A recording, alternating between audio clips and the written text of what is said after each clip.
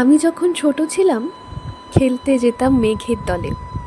একদিন এক মেঘবালিকা প্রশ্ন করল কৌতূহলে, এই ছেলেটা নাম কি রে তোর? আমি বললাম ফুসমন্তর। মেঘবালিকা রেগেই আগুন, মিথ্যে কথা, নাম কি অমন হয় কখনো?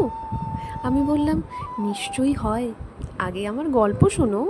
সে বলল শুনবো না, যা, সেই তো রানী, সেই তো রাজা, সেই তো একই ঢাল তলোয়ার, সেই তো একই রাজার কুমার পক্ষীরাজে, শুনবো না আর ওসব বাজে।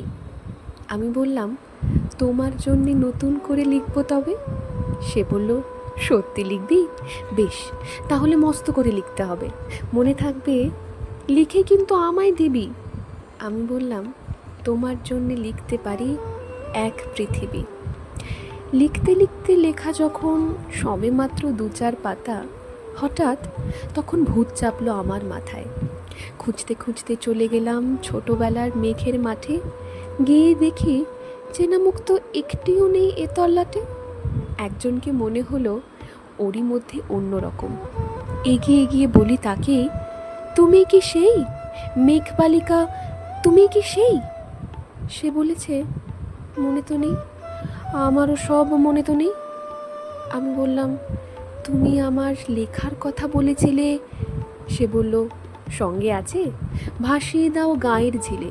আর হ্যাঁ শোনো, এখন আমি মেঘ নই আর, সবাই এখন বৃষ্টি বলে ডাকে আমায়।